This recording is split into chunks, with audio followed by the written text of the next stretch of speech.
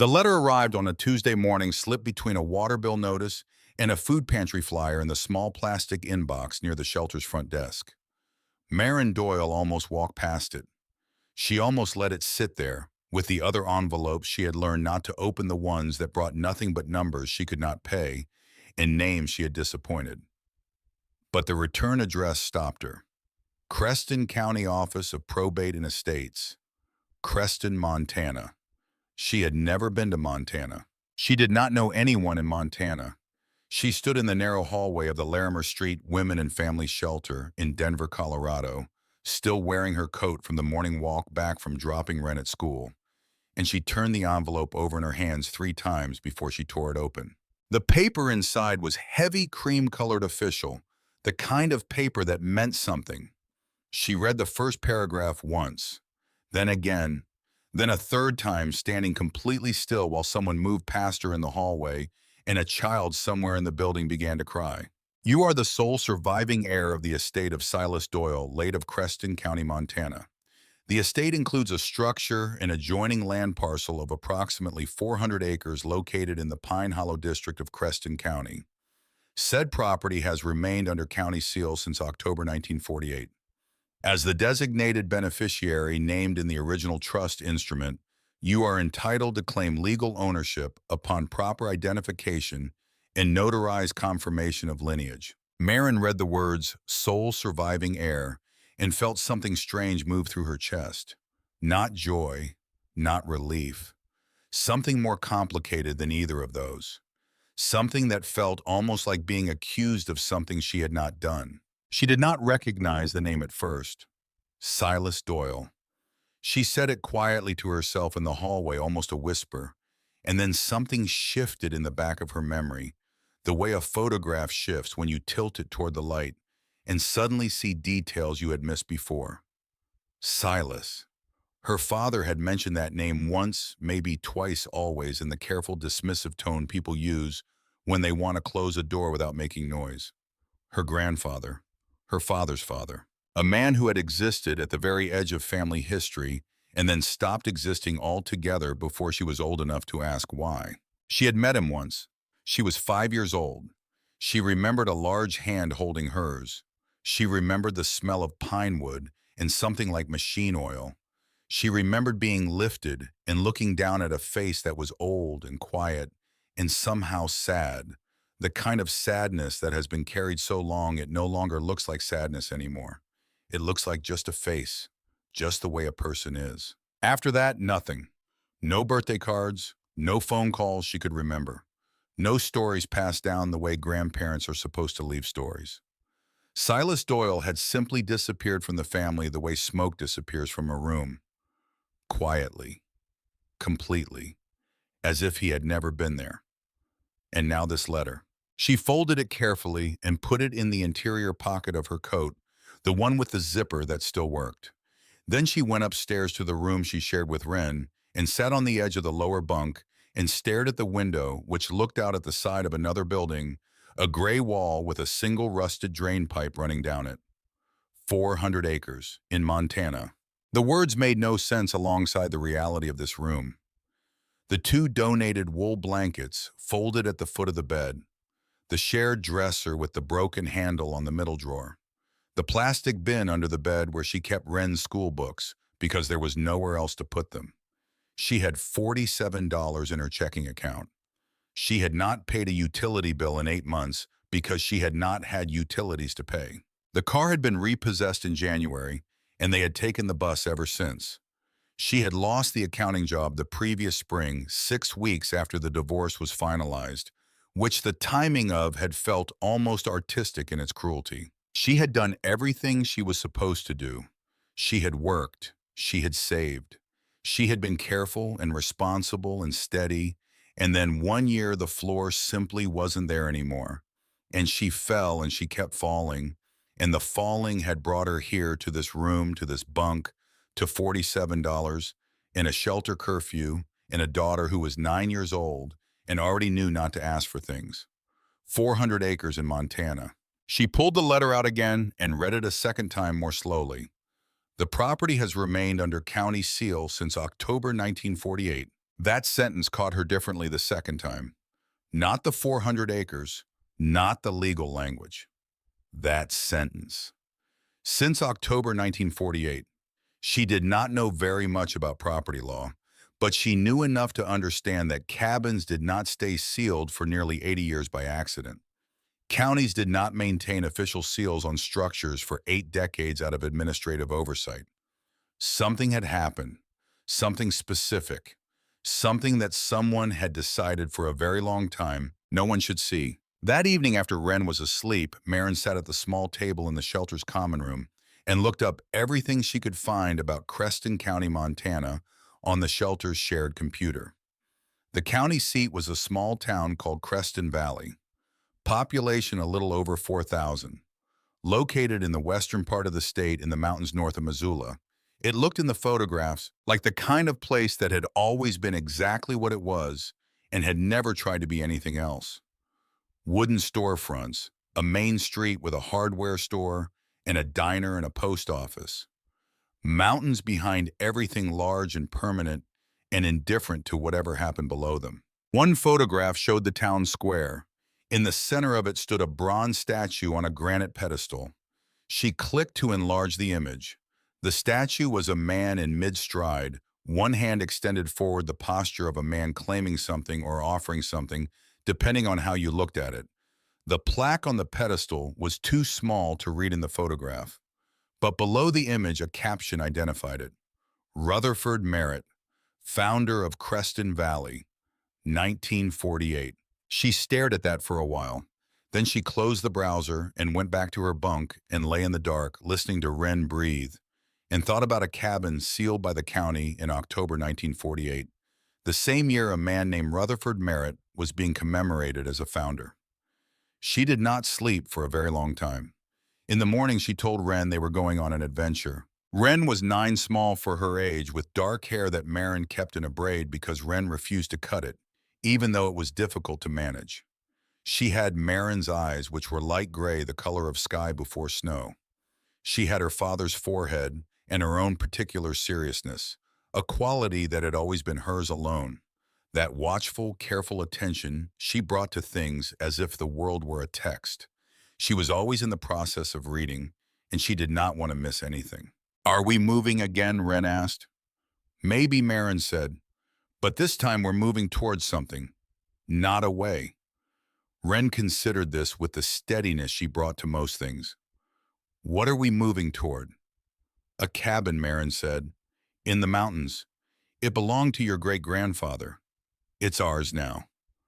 Wren looked at her with those gray eyes. "Did you know him?" "A little bit," Marin said. "When I was very small." "Was he nice?" Marin thought about the large hand, and the quiet sadness, and the smell of pine wood. "I think he was trying very hard," she said.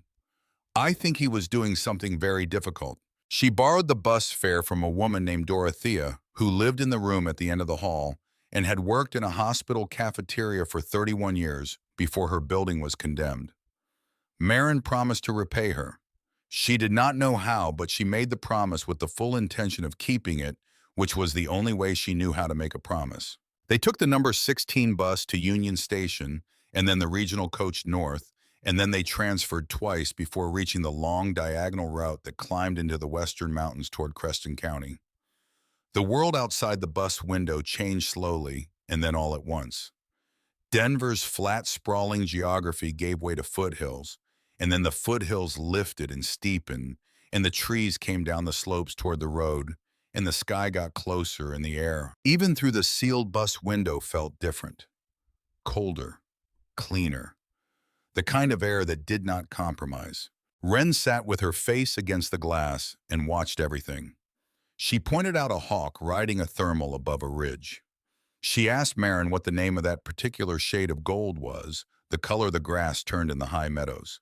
She asked whether bears came down to the roads in winter or only in summer. Marin answered what she could and said she didn't know for the rest, and Wren filed each answer away with the same careful attention she brought to everything. They reached the town of Creston Valley in the early afternoon. The bus stopped on the main street, and they stepped out with their bags into air that was sharp and still and smelled of pine resin and cold stone.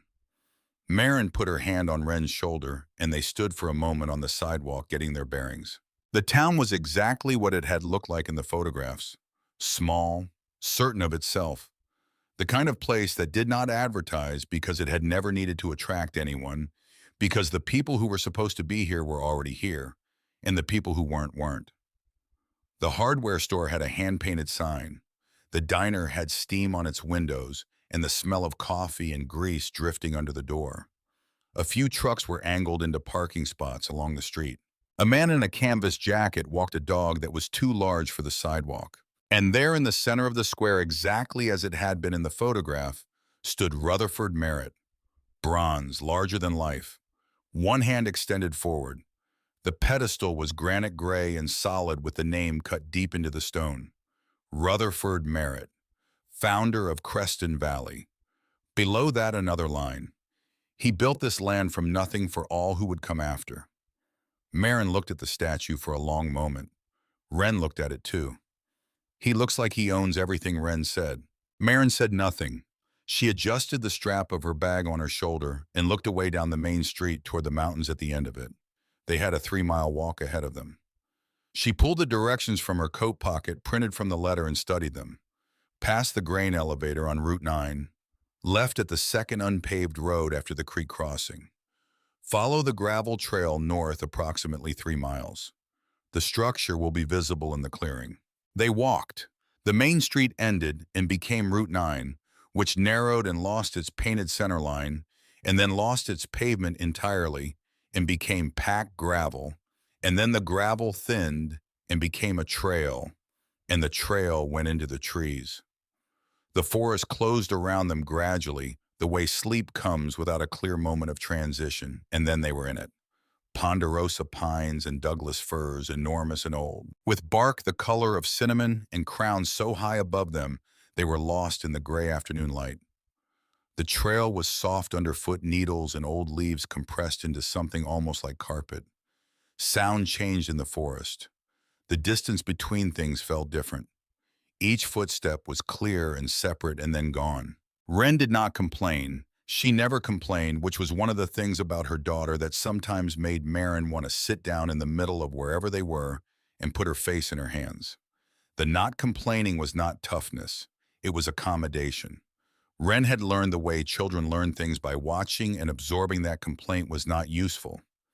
That asking for things that were not available was a kind of cruelty to the person being asked. She had learned this at 9 years old, and she carried it with the same quiet seriousness she carried everything. Marin watched her walk ahead on the trail, the long, dark braid against her back, the small backpack shifting with each step, and she made herself a quiet internal promise.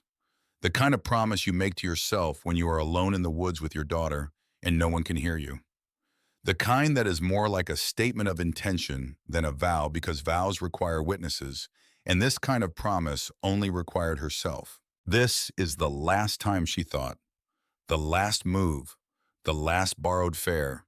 The last borrowed anything. They walked for almost an hour. The trail climbed and then flattened and then curved around a long slope, and the trees thinned slightly, and then Wren stopped and pointed. Through the remaining trees, in a clearing that opened like a held breath, stood the cabin. Marin stopped walking. She looked at it through the trees for a long moment before she moved closer. It was smaller than she had imagined. One story, maybe 4 rooms built from logs that had gone gray with age but were still straight and solid. No obvious rot, no collapsed sections. The roof was old but intact. The 2 windows on the front were covered with wooden boards that had been nailed from the outside. The porch ran the full width of the front 3 steps, up from the ground, the boards worn smooth by boots that had walked them decades ago and no boots since. The door was closed, and across it, bolted in an X pattern, was a metal plate, heavy, oxidized to the color of old blood, with a government seal stamped into it, and lettering she could read from the porch steps. Property closed by order of Creston County, October 1948. Marin climbed the 3 steps and stood before it.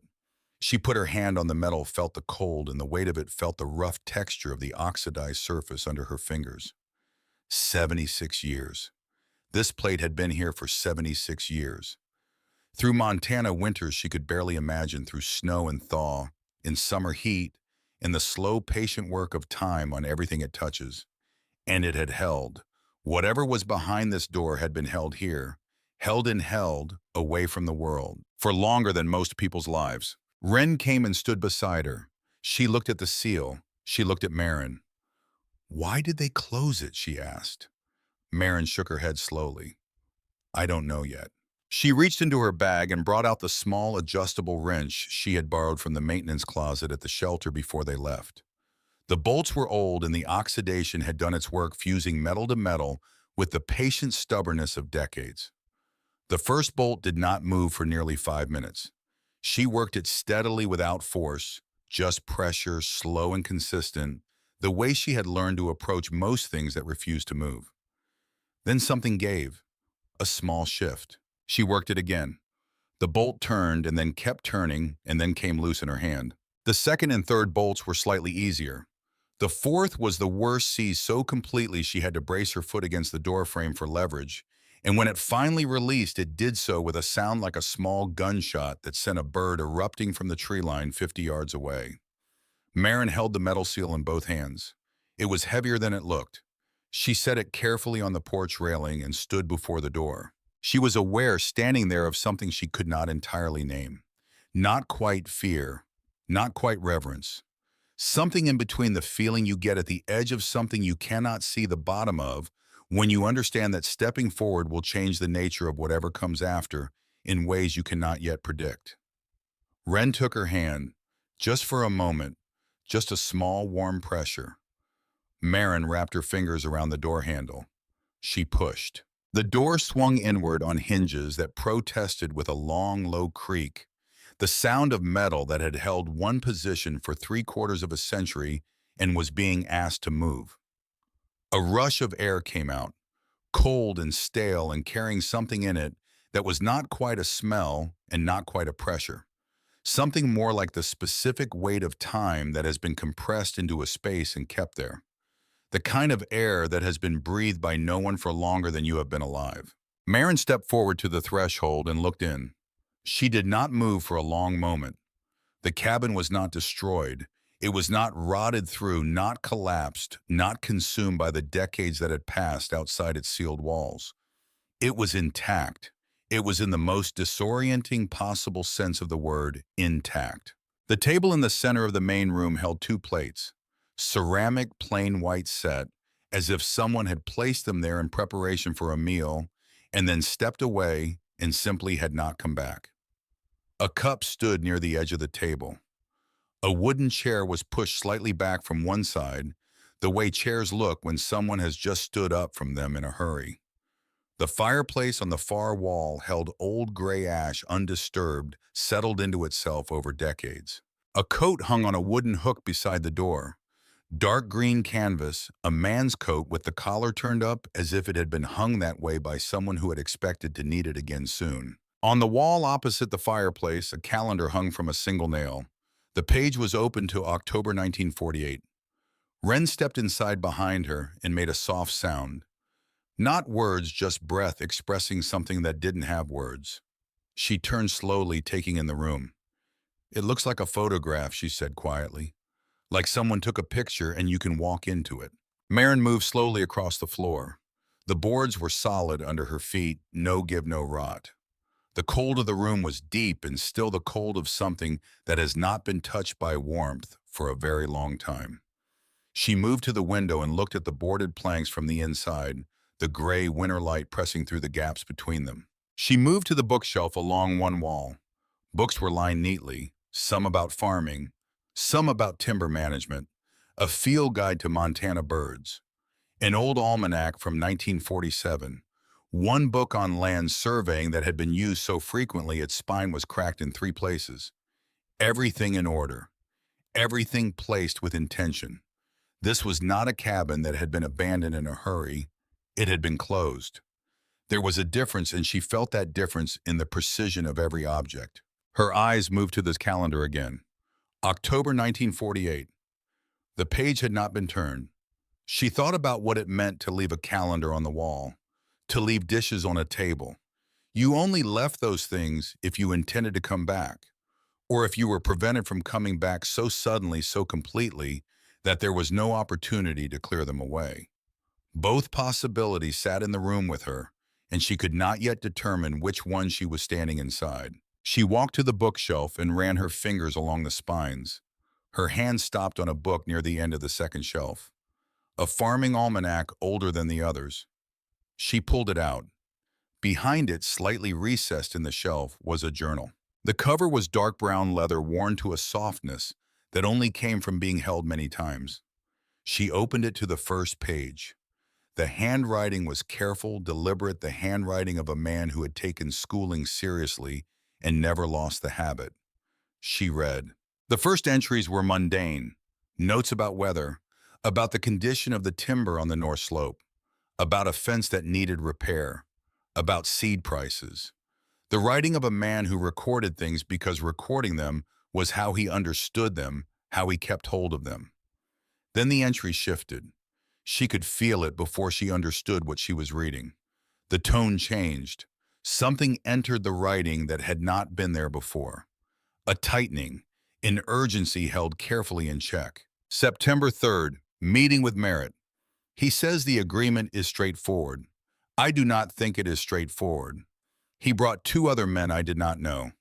Men do not bring other men to straightforward meetings. September 11th, Merritt wants the development rights to the north and east parcels. Says it's only temporary. Says it reverts to me after 10 years. I have seen that kind of temporary before. I told him I would consider it. September 19th. He came again. He is not asking anymore. He says the county has an interest in the development and that my cooperation would be appreciated. He used the word appreciated the way a man uses it when he means something closer to required. September 28th. Documents arrived by courier. The transfer agreement. I read every word 3 times. The reversal clause is buried in the third addendum on the 7th page. It says the rights revert to me only if I have maintained continuous residence and productive use of the full 400 acres, which is an impossible standard for one man alone. This is not an agreement. This is a mechanism for taking what I have built without appearing to take it. I have not signed. Marin turned the pages slowly. October 6th. Merritt came with a man in a uniform. Not military. County. He did not introduce himself.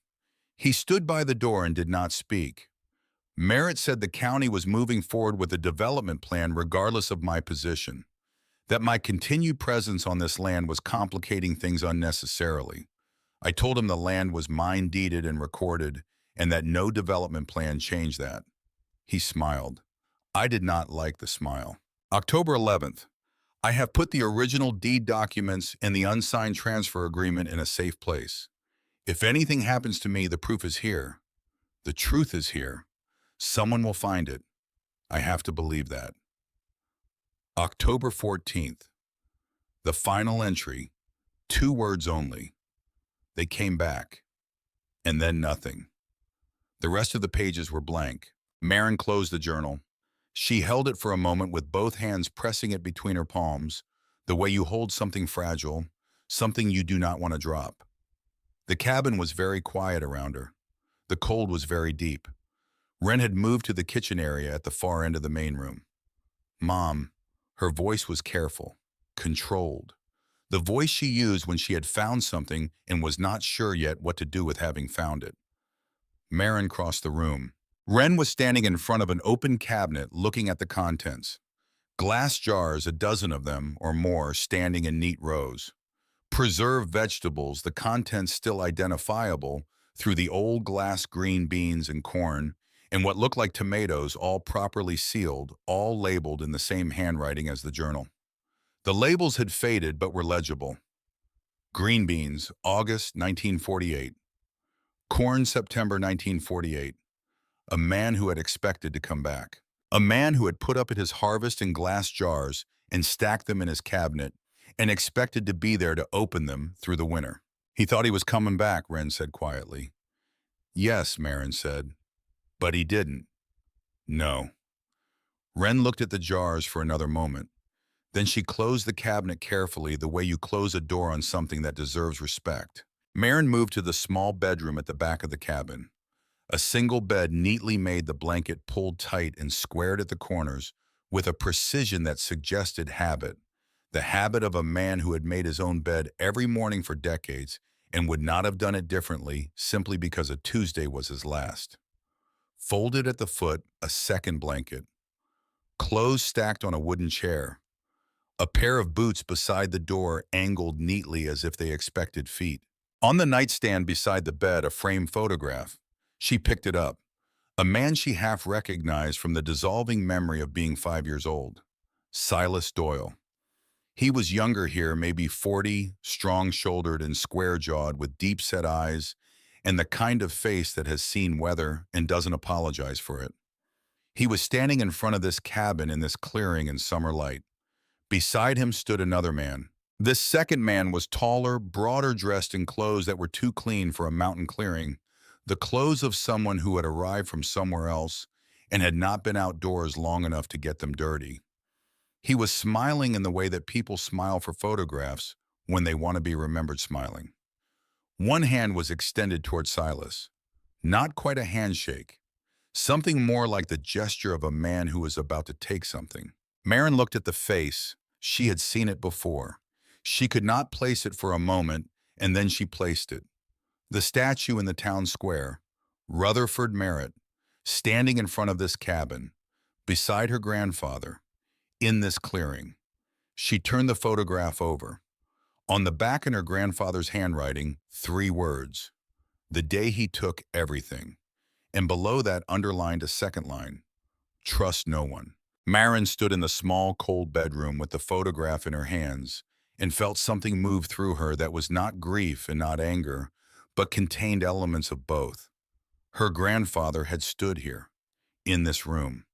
He had put this photograph in this frame and placed it on this nightstand and written those words on the back.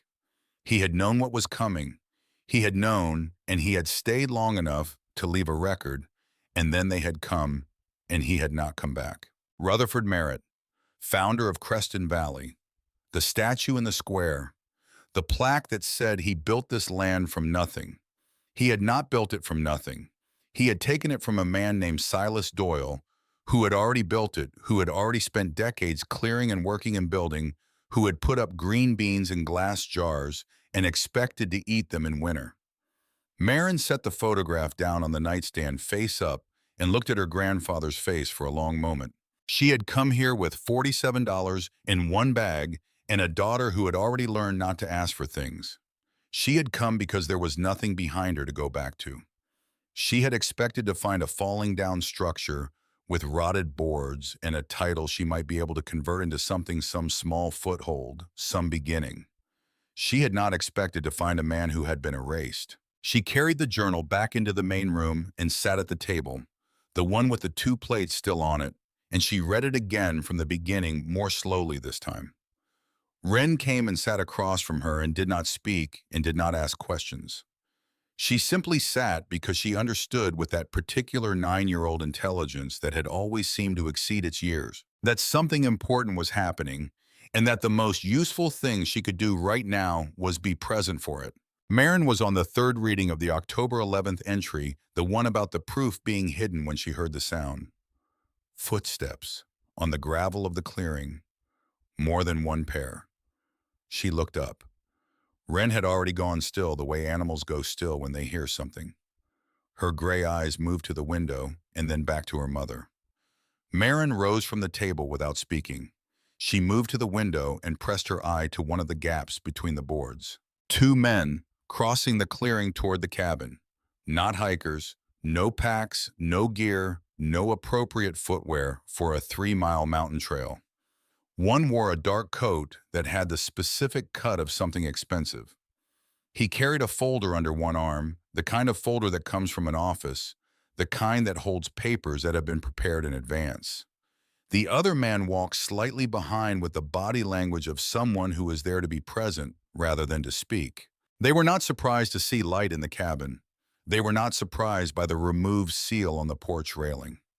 They move with the unhurried ease of people who have been waiting for something and are now watching it arrive on schedule. The man in the dark coat climbed the porch steps and stood before the open door and looked in, and Marin stepped back from the window so that she was not in his line of sight, and she kept her hand on Ren's arm gently, a small reassurance she was not entirely certain she deserved to give. A knock, not loud, not aggressive, measured, patient. The knock of someone who already knows they will eventually be answered. Marin said nothing. The knock came again, then a voice, smooth and even with the carefully cultivated neutrality of someone who has spent a long time practicing sounding reasonable. "Miss Doyle, we'd like to speak with you." She did not answer immediately. She looked around the room, at the journal on the table, at the two plates, at the coat on the hook and the calendar on the wall, and all the careful evidence of a man who had been here and then been removed. She thought about what her grandfather had written. The smile he did not like. The way the word appreciated had meant something it did not say.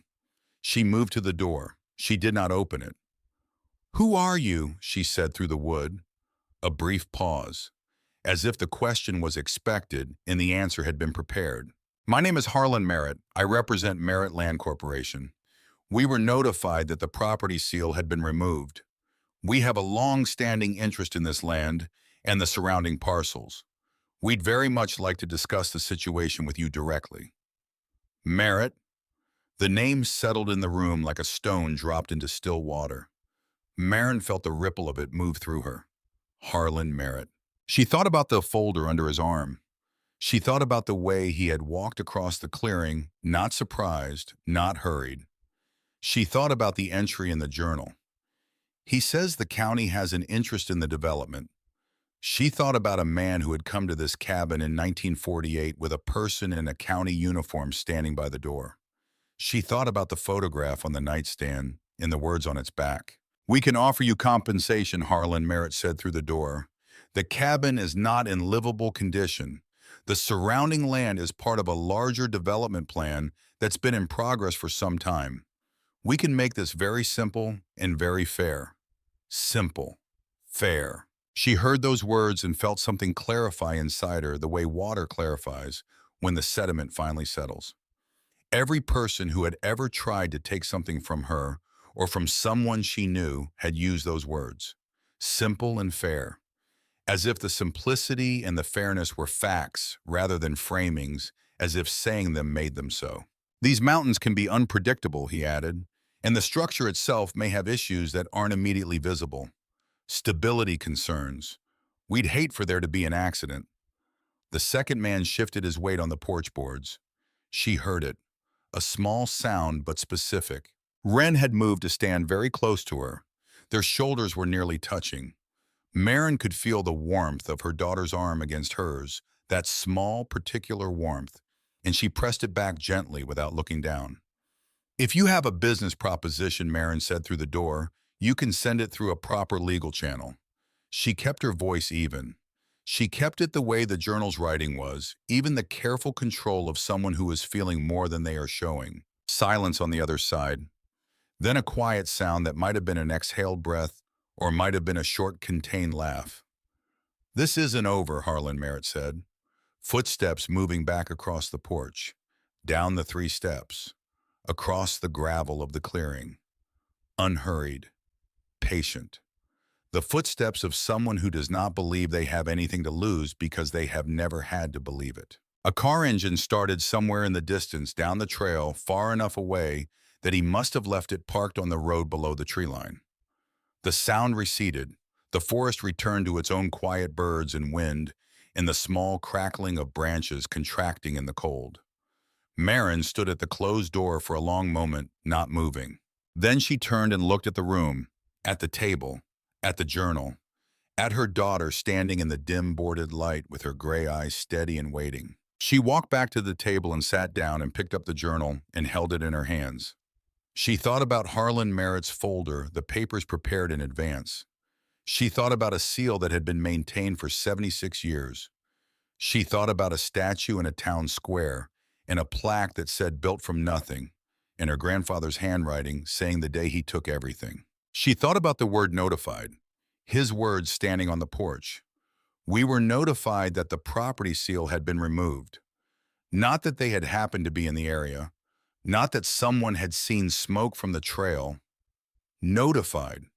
Someone somewhere had been watching for this, had been watching for someone to open that door, had a system in place maintained and ready 3/4 of a century after the original crime. Her grandfather had known, had written that they would come back, and they had, just later than he expected, 3/4 of a century later.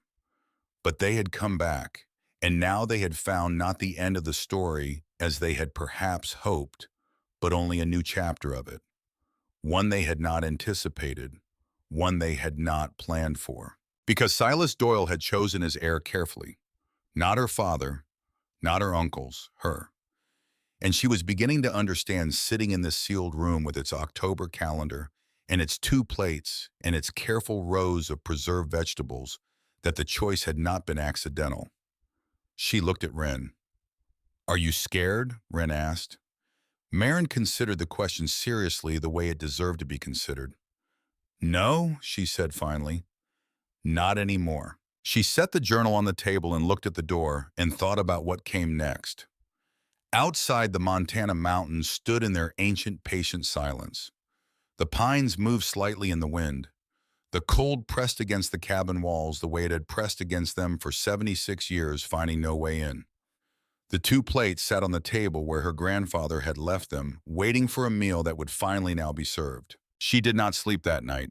Not the first hour, not the second, not through the long middle of it, when the forest outside the cabin made its quiet sounds and the cold settled deeper into the walls, and Wren's breathing slowed and steadied on the narrow bed where they had both lain down without undressing, still in their coats, sharing the one blanket Marin had pulled from the foot of the mattress. Wren slept. Children could do that, find sleep even inside impossible situations, because their nervous systems had not yet learned to refuse it.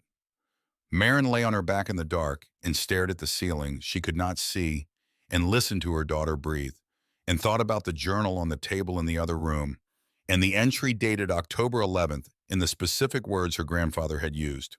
"I have put the original deed documents and the unsigned transfer agreement in a safe place." A safe place.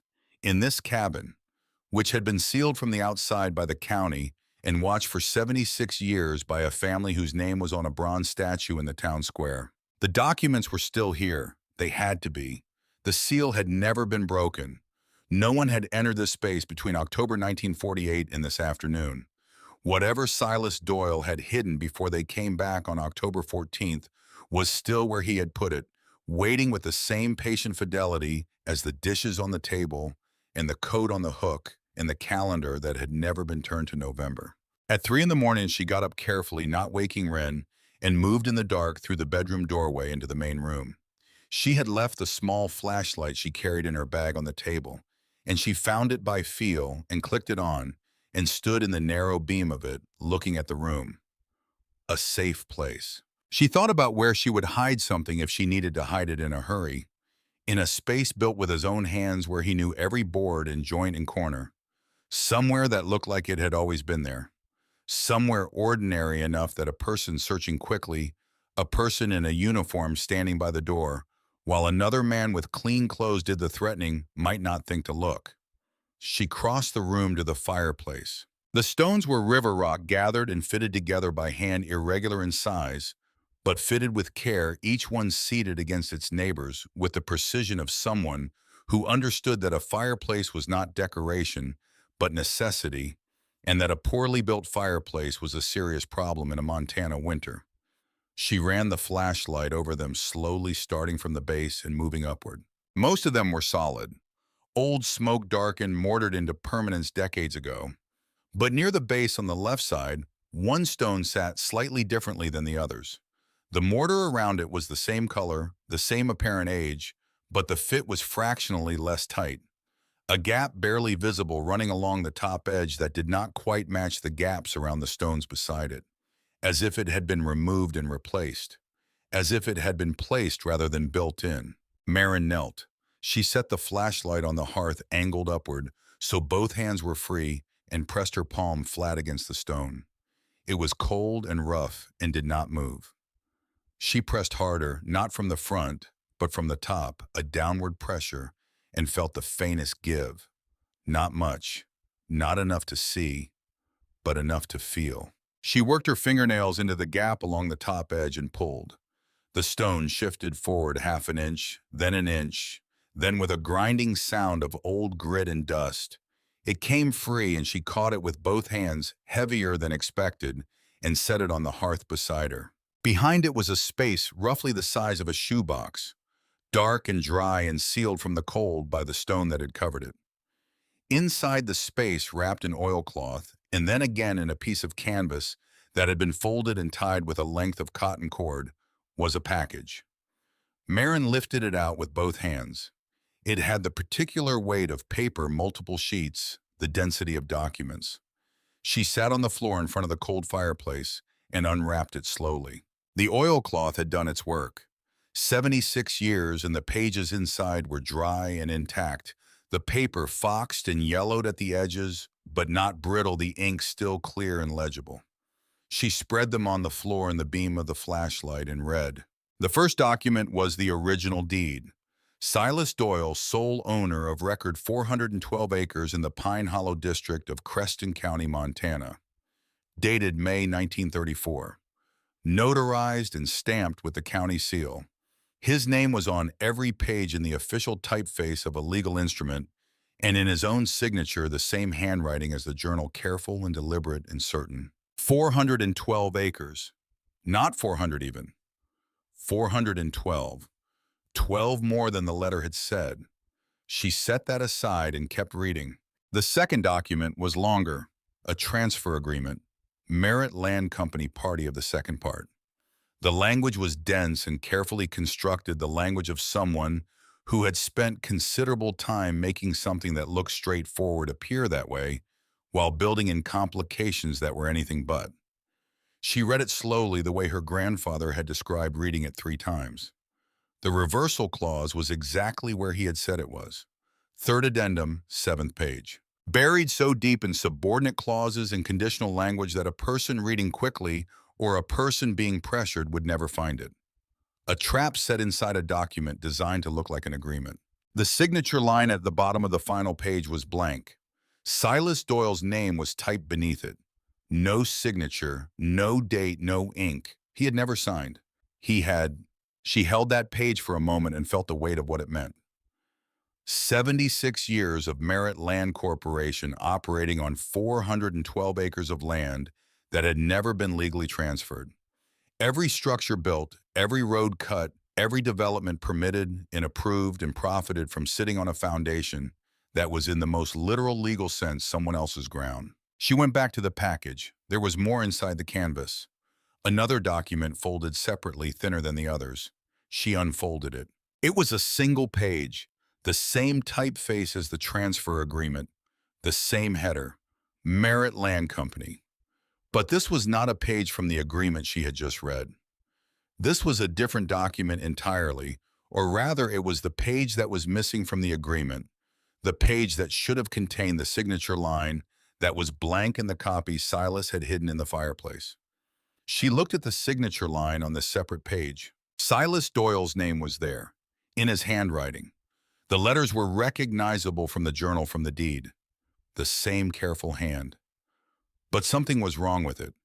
She had seen his handwriting enough tonight to feel the difference, the way you feel a wrong note in a song you know by heart. The signature was almost right. It had the right shape, the right proportion. But it was almost right in the way that a copy is almost right. In the way that something traced from a model is almost right. In the way that a forgery is almost right when done by someone skilled enough to be convincing, but not skilled enough to be perfect. But that was not what stopped her breath. Below the signature line, in cramped, compressed handwriting, written in the smallest possible script so that it might be overlooked, a line had been added. Not typed. Handwritten. In a hand she did not recognize. Signed under threat of violence. Witness C. Garner. She read it 3 times in the flashlight beam, crouched on the cold floor of her grandfather's sealed cabin, and the silence of the forest outside pressed against the walls, and the cold pressed with it. And she held the page very carefully. The way you hold a thing you understand is fragile, not because of its age, but because of what it contains. C. Garner. The same name as the sheriff who had stood watching from the tree line when Harlan Merritt walked away across the clearing. Sheriff Dex Garner. And the Garner in this note was not Dex. The handwriting was from 1948. This was someone older. A grandfather, maybe. A father.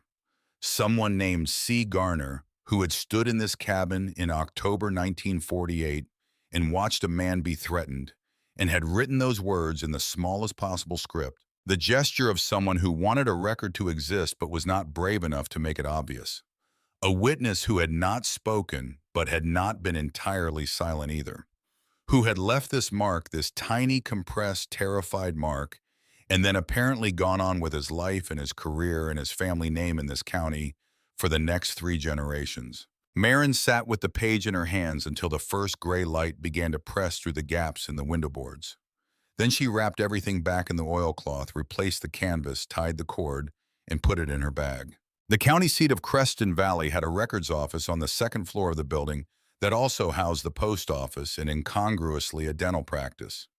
The sign on the records office door was handmade black marker on cardstock, and the woman behind the counter looked as if she had been sitting at that particular desk for longer than Marin had been alive. Marin set the original deed on the counter. She set the unsigned transfer agreement beside it. She did not show the single page with the forged signature and the handwritten note that she kept in her bag pressed flat between the pages of a notebook she had found in the shelter's donation bin 6 months ago and had been carrying ever since. The woman looked at the documents. She put on reading glasses and looked at them more carefully. She typed something into a system that appeared to be running software from an earlier decade. She typed some more. She looked at her screen for a long time. Then she looked up at Marin over the top of her glasses. "There is no finalized transfer on record," she said. Her voice was very careful, measured. She spoke the way someone does when they work in a county office in a small town and know very well whose names appear in the local ledgers and understand that certain pieces of information carry consequences that exceed the ordinary scope of their job. "Meaning the land never legally changed hands," Marin said. "Meaning," the woman said slowly, "that the property of record remains in the estate of Silas Doyle, and as the designated heir that would make you the current legal owner of record." She paused. Then she leaned slightly across the counter and lowered her voice. "You should speak to a lawyer," she said. "Not a local one. Someone from outside the county. And I would suggest you do it quickly. And I would suggest you do not tell anyone in this building or in this town that we had this conversation before you do." The woman held Marin's gaze for a moment and then went back to her computer, her face arranged into the careful blankness of someone who has said exactly as much as they intend to say and not one word more. Marin gathered the documents and put them back in her bag. She found the lawyer through the shelter network, a contact number the caseworker in Denver had given her months ago for legal aid services in the northern counties. The name on the referral was Gideon Osley. She called from the payphone outside the post office because her cell service in Creston Valley was unreliable and because she did not particularly want to make this call from a location where anyone might easily overhear her. Gideon Osley answered on the third ring. His voice was old and deliberate, the voice of a man who chose each word before he released it, who had been a lawyer long enough to understand that imprecision was expensive. She told him what she had found. Not everything. The deed, the unsigned transfer, the county records confirmation. She did not mention the separate page with the forged signature in C. Garner's note. Not yet. He was quiet for a moment after she finished. "I know that property," he said. "I know that name. I will come to Creston Valley tomorrow morning. Do not speak to anyone from Merritt Land Corporation before then without me present. Do you understand?" She said she understood. He paused again. Then he said, "Miss Doyle, I have been waiting for a call like this for a very long time. I want you to know that before we meet. I want you to understand that I have a personal history with this situation that I will disclose to you fully when we speak, because you deserve to know it, and because you need to be able to trust your own judgment about whether you want my help." She asked him what he meant. "I mean, that my family and the Doyle family and the Merritt family have a history in this county that goes back to 1948, he said. "And I have not always been on the right side of it. I will explain everything tomorrow." He hung up. She stood beside the payphone on the main street of Creston Valley and looked at the statue of Rutherford Merritt in the square, and thought about the phrase, "the right side of it," and what it cost a man to say that about himself. The meeting with Harlan Merritt happened the following morning before Gideon Osley arrived. She should have waited. She knew that afterward, and she knew it in some compartment of her mind, even as she walked through the glass doors of the Merritt Land Corporation office, which occupied the entire second floor of the newest building in Creston Valley, a building whose newness sat awkwardly against the weathered storefronts around it, announcing itself the way things do when they want to be certain you notice them. She should have waited for Gideon. But the message had been delivered to the counter of the small motel where she and Wren had spent the night, slipped under the door while they slept on Merritt Land Corporation letterhead, with a time printed on it, and the words, "We believe a direct conversation would be to your benefit." And something in her had decided that she would not be the person who hid in a motel room waiting. Wren stayed at the motel. Marin left her with the room key and the television remote and strict instructions not to open the door for anyone except her. The Merritt offices were clean and quietly expensive. Pale wood furniture, framed photographs of mountain landscapes on the walls, a conference table long enough to seat 12, though today there were only 4 chairs arranged at one end of it, 2 on each side. A woman at the front desk smiled with professional warmth and showed Marin to the conference room and offered coffee that Marin declined. Harlan Merritt entered 2 minutes later. Silver-haired and 65 years old, he carried himself the way men do when they have never once had to wonder whether the room belonged to them. His handshake was firm and brief and practiced. He sat across from her and set a folder on the table and folded his hands on top of it and looked at her with an expression of what appeared to be on the surface, genuine reasonableness. He began with condolences about the difficulty of her situation. He said he understood that discovering an inheritance in circumstances like hers must feel overwhelming. He said Merritt Land Corporation had always had a great deal of respect for the Doyle family's connection to the Pine Hollow land. He said the history of property ownership in the county was complex, and that he was sure she could appreciate the complications involved. She let him talk. She sat with her hands in her lap and her bag on the chair beside her, and her face as neutral as she could make it. Then he opened the folder and set a document on the table and slid it across to her. $1.4 million, he said. Cash settlement, full and final resolution of any claim. We can have the paperwork processed within a week. I want to be clear that this is a number that reflects our genuine respect for what this property represents and our desire to resolve this in a way that leaves everyone in a good position. Marin looked at the document. She looked at the number. She thought about $47. She thought about a calendar that had never been turned to November. She thought about green beans in glass jars labeled August 1948. She pushed the document back across the table without touching the number. "I appreciate the offer," she said, "but I'm not interested in a settlement at this time." Something moved in Harlan Merritt's expression, a tightening around the eyes, a fractional shift in the set of his jaw, and then it was gone, and the reasonableness was back. "Miss Doyle," he said, "I want you to understand the situation clearly. This county has operated with Merritt Land Corporation as the primary developer and landowner for over 7 years. The court system here, the administrative infrastructure, the relationships that govern how decisions get made, all of that reflects a reality that has been established over a very long time. I say that not as a threat. I say it as context. I think you deserve to have the full picture. The courts here have known the Merritt name for 70 years, she said. He tilted his head slightly, acknowledging it. Think carefully, he said. She stood up.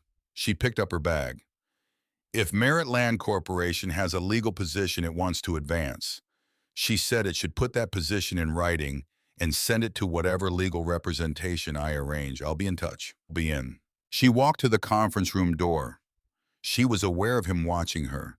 She was aware of the folder on the table and whatever was inside the rest of it, the papers he had not shown her, the arguments he had not yet made. She was aware of her own heartbeat, steady and faster than normal, the physical evidence of the gap between how she felt and how she was presenting herself. She walked out through the pale wood and the mountain photographs and the professional warmth of the front desk and down the stairs and out the glass doors onto the main street of Creston Valley. She stood on the sidewalk for a moment and breathed. Then she looked down the street and saw parked in front of the hardware store a county sheriff's cruiser. Sheriff Dex Garner leaned against the hood of it with his arms crossed, watching the front of the Merritt building. He was not doing anything. He was simply there, simply visible, simply making sure she knew he was there. She held his gaze for a moment. Then she turned and walked back toward the motel. Gideon Osley arrived at 11 that morning in a truck that was old enough to suggest he had been driving it since before most of the roads in Creston County were paved. He was 70 years old, shorter than his voice suggested, with white hair and a face mapped by decades of expression and a pair of reading glasses that hung on a cord around his neck and swayed when he walked. He shook Marin's hand and looked at her steadily for a moment, sizing up what kind of person he was dealing with. What kind of resolve was available? They sat in the motel room, Wren at the small table with a library book she had found in the motel's common room, Gideon in the one chair, Marin on the edge of the bed. He looked at the deed. He looked at the unsigned transfer agreement. He read slowly and did not rush himself and did not speak for a long time. When he finished, he set the documents on the bed beside her and took off his reading glasses and looked at her. "These are exactly what they appear to be," he said. "Original deed confirmed owner of record. Transfer agreement that was never executed. This is a straightforward claim of ownership. Miss Doyle, complicated primarily by the length of time involved and by the fact that Merritt Land Corporation has been operating on this land for 7 decades and will fight any challenge to that with every resource they have." "Which is considerable," she said. "Which is very considerable," he agreed.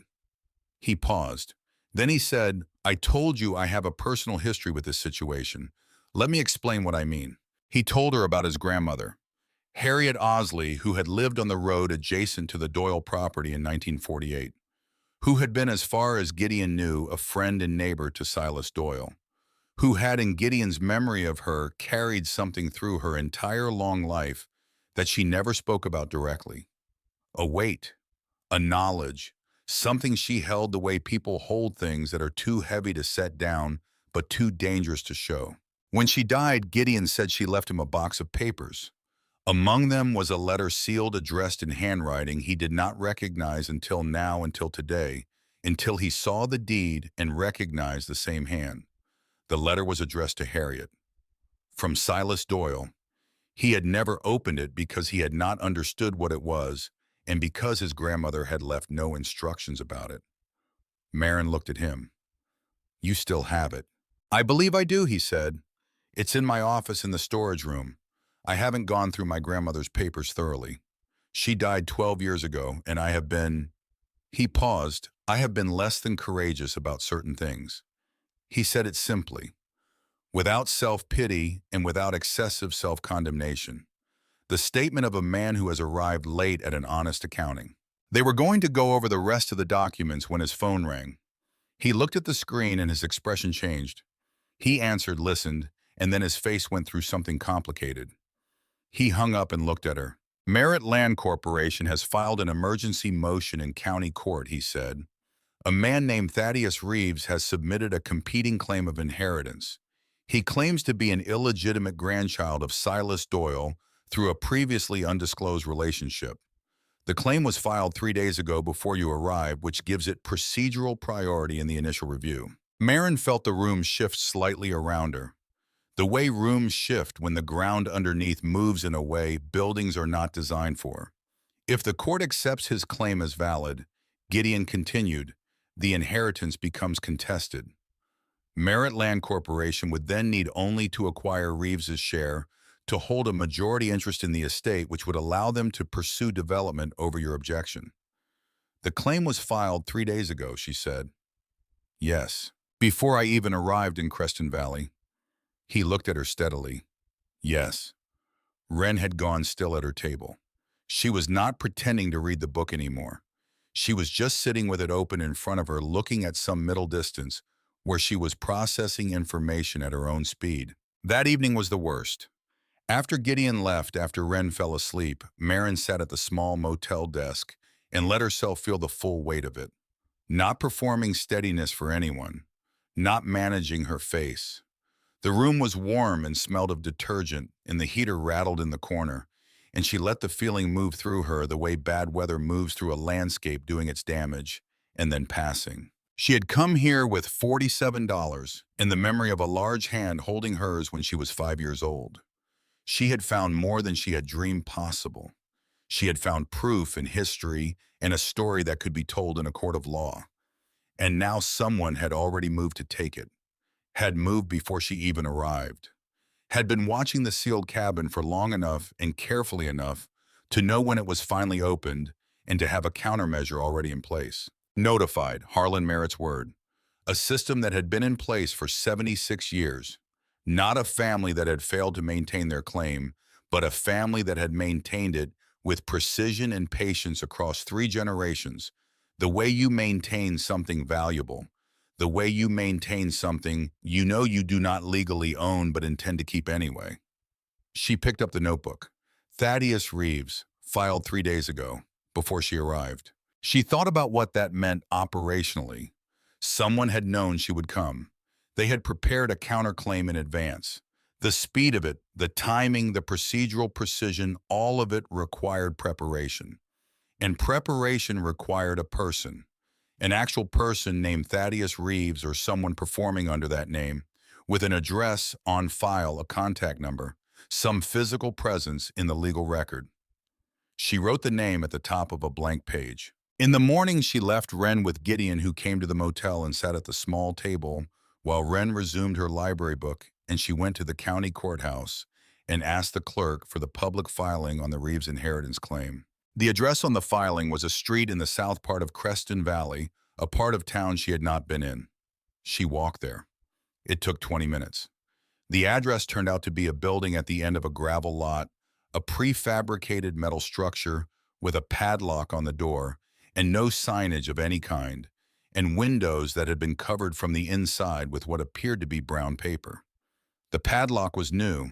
The gravel around the door showed no recent footprints. She put her hand on the metal wall of the building. It was cold in the way of a space that is not heated because no one is in it and no one has been in it for some time. She took out her notebook and wrote down the address, and then looked at the phone number on the copy of the filing she had folded into her pocket. She found a payphone 2 blocks away and called the number. It rang 7 times. No voicemail, no answering service. Just ringing and then silence.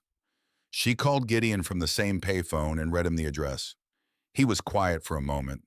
Then he said, "Give me an hour." The hour passed. She sat on a bench outside the diner and drank coffee that was very hot and watched the statue of Rutherford Merritt across the square and thought about the shape of what she was beginning to understand. Gideon called back. "The address is registered to a limited liability company formed 8 months ago," he said. "The registered agent is a law firm in Billings. The law firm in Billings has represented Merritt Land Corporation in 7 separate proceedings over the last 20 years. The phone number is registered to the same LLC. Thaddeus Reeves's listed Social Security number does not match any existing record in the federal database. His stated date of birth does not correspond to any birth certificate on file in the state of Montana or in any adjacent state." Marin listened to all of this. "He doesn't exist," she said. "As a legal identity," Gideon said carefully, "Thaddeus Reeves appears to have been constructed specifically and recently for this purpose, which means someone anticipated your arrival and built a mechanism to challenge your claim before you could establish it." She looked at the statue across the square, one hand extended, the posture of a man claiming something. She said, "Gideon, can you be at the motel in an hour? I have something to show you that I haven't shown you yet." She had kept the separate page in her notebook, the one with the forged signature and the cramped, compressed handwriting at the bottom, signed under threat of violence. Witness C. Garner. She had kept it back because she had not yet known how much to trust him. had not yet known what his personal history with the situation fully meant or which direction it pointed. But he had told her about his grandmother. He had said, "I have not always been on the right side of it." He had driven 3 hours in an old truck and sat in a motel room reading her grandfather's documents and made phone calls on her behalf without discussing his fee. She walked back to the motel. Gideon was still at the small table with Wren, who had apparently finished the library book, and moved on to asking him questions about property law in the state of Montana, which Gideon was answering with the patient thoroughness of someone who had not expected to find this particular kind of company, but was not displeased by it. Marin set the notebook on the table and opened it to the page. Gideon put on his reading glasses. He read the page. He read it again. His hands were very still on the table. The reading glasses caught the afternoon light through the motel window. He was quiet for a long time. Then he said, "C. Garner." This would be Cletus Garner. He was the deputy in Creston County in 1948, Lawrence Garner's father, and Dex Garner's grandfather. 3 generations, Marin said. 3 generations, he confirmed. He set the page down carefully and looked at her over the top of his reading glasses. "There is something else I need to tell you," he said. "About my grandmother. About the letter she left me." He reached into the breast pocket of his jacket and produced an envelope. Old, the paper gone the color of old bone. The seal intact, a name written across the front in handwriting she now knew as well as her own. "Harriet," it said. Just the one word. In Silas Doyle's hand. Gideon set it on the table between them. He looked at it for a moment. Then he looked at Marin. "My grandmother knew what happened in October 1948, he said. "She was there, not in the cabin, on the road. She saw them arrive. She saw what they brought with them. She knew what was done, and she was afraid, and she stayed afraid for 70 years, and she died with it. I think this letter is the reason she stayed afraid. I think he told her everything, and she carried it alone." Marin looked at the envelope. She thought about a woman carrying a truth for 70 years. She thought about the weight of it, the specific texture of knowing something important, and saying nothing of understanding that what you know could change things, and choosing out of fear not to let it. She thought about her grandfather in this cabin sealing his proof in a stone fireplace on October 11th, 3 days before they came back for the last time, believing someone would find it, believing the truth had enough patience to wait. She looked at Gideon. "Open it," she said. Gideon's hands did not move immediately. He sat with the envelope on the table between them and looked at it the way a person looks at something they have been carrying for a long time, without examining the way you look at a weight you have grown so accustomed to that you have stopped noticing its shape and only feel its presence dull and persistent in the muscles that have been holding it. Then he picked it up. He worked the seal open carefully, running his thumbnail along the edge, not tearing, preserving the paper the way you preserve something you understand is fragile, not in itself but in what it represents. The envelope opened. Inside were 2 sheets of paper folded together, the same cream-colored stock as the deed documents, the same foxed and yellowed edges of paper that had been kept safe and dry and untouched for 3/4 of a century. He unfolded them and read. Marin watched his face. She had learned to read faces in the way that people who have spent time in difficult circumstances learn to read them. Not the obvious expressions, but the small ones underneath the ones people do not choose to show. She watched Gideon's face move through something that was not one thing, but a sequence of things, understanding arriving in layers, each layer revealing something beneath it that was different from what he had expected. When he finished, he set the pages on the table and took off his reading glasses and pressed 2 fingers against his eyes for a moment. Wren had gone very still across the table. "Read it," Marin said quietly. He picked up the first page. "Harriet," he read aloud, his voice steady and deliberate in the way of someone who has decided that the only way through a thing is through it. "I am writing this on the night of October 12th. I have 2 days, maybe less. I know what they intend. Merritt has made it plain enough, and the man in the uniform has made it plainer. I have put the documents where no one will find them without knowing to look. The deed is there. The unsigned transfer is there. The page they forged with my name on it is there. I kept the forgery because the note at the bottom is the only honest thing in it, and I want it preserved. If anything happens to me, I need you to hold this letter. Not give it to anyone. Not speak of it. Just hold it. Wait for the right person. You will know them when they come because they will have the Doyle name, and they will have found the cabin, and they will have found the documents, and they will be standing in front of you with the kind of nothing left to lose that makes a person unafraid. Gideon paused. His voice had not broken, but it was carrying more than it had been at the beginning. He continued, "The land is 412 acres, Harriet. It took me 19 years to build it into what it is.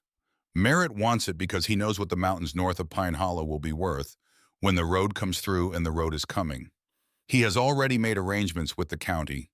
He has already spoken to people in Billings.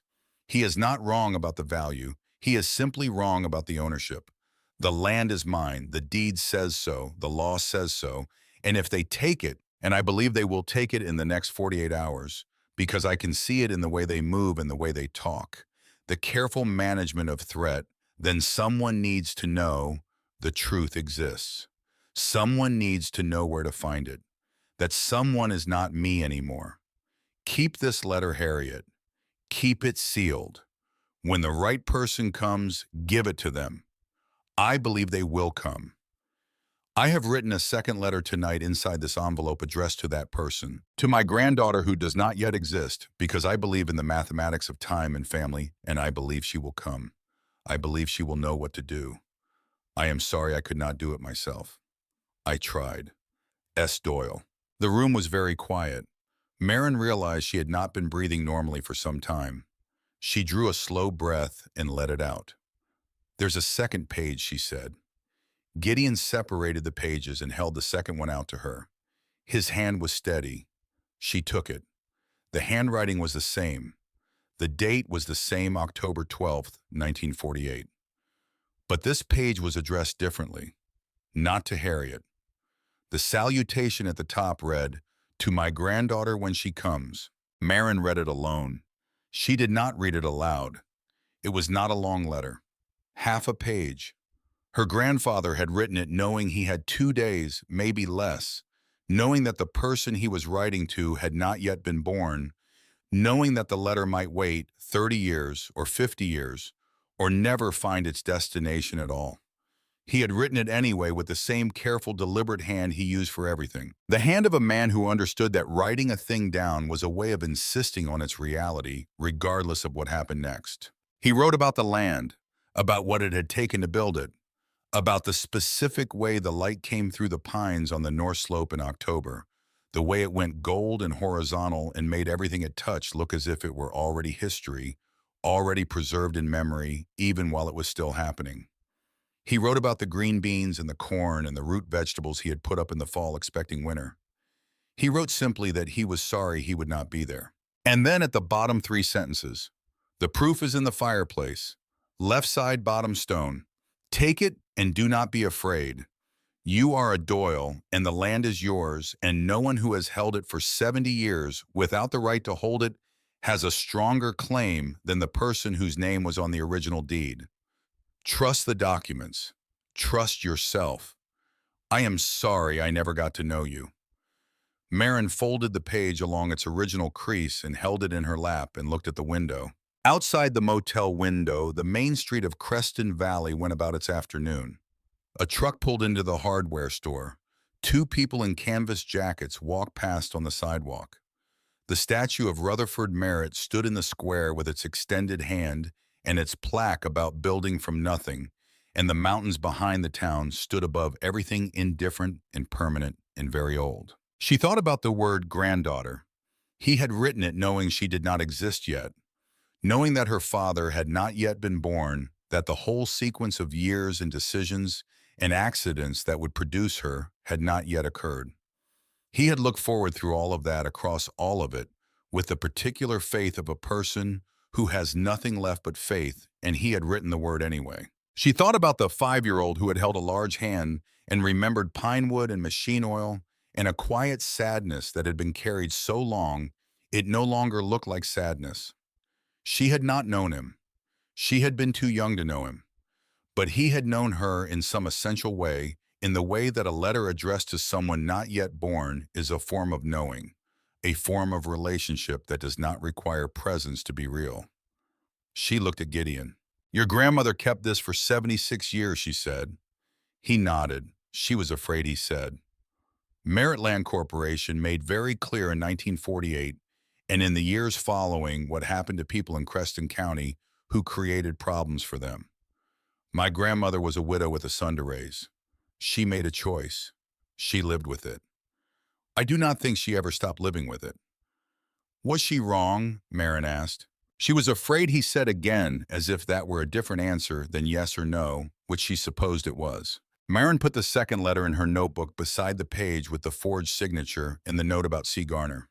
She looked at the collection of what she had: the original deed, the unsigned transfer agreement, the forged signature page with Cletus Garner's handwritten note, the letter from Silas to Harriet, and the letter from Silas to a granddaughter who had not yet existed, the county records confirmation that no legal transfer was on file, the evidence that Thaddeus Reeves did not exist as a legal identity and was connected through a chain of LLCs to Merit Land Corporation. 6 documents.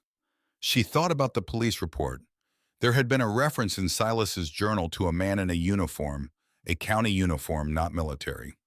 The entry from October 6th. Cletus Garner's note said signed under threat of violence. There had to be a record of whatever happened on October 14th. Official records of movements and actions by county law enforcement did not disappear entirely, even when they were meant to disappear. They left traces. The sediment of what had actually occurred, settling to the bottom of the record even when someone had tried to pour it out. She said to Gideon, "Where would I find the county law enforcement records from 1948? He considered this. The county sheriff's department maintains historical incident reports. They're public record technically, though accessing records of that age can be complicated by filing systems that predate digital storage, and he paused by the general disposition of the current county sheriff's office toward requests that might involve the Merritt family. "I'll go alone," she said. He looked at her. "I'll be more effective alone," she said. 2 people asking questions looks like a campaign. 1 person looks like someone trying to understand family history. And I have the name. Cletus Garner. His grandson is the current sheriff. I'm going to use that." He was quiet for a moment. Then he said, "Be careful how you use it. Dex Garner is not a man who responds well to feeling cornered." She was not going to corner him. She was going to do something more precise than that. The Creston County Sheriff's Department occupied a low brick building at the western end of the main street next to the fire station. Marin went in the following morning while Gideon stayed at the motel with Wren.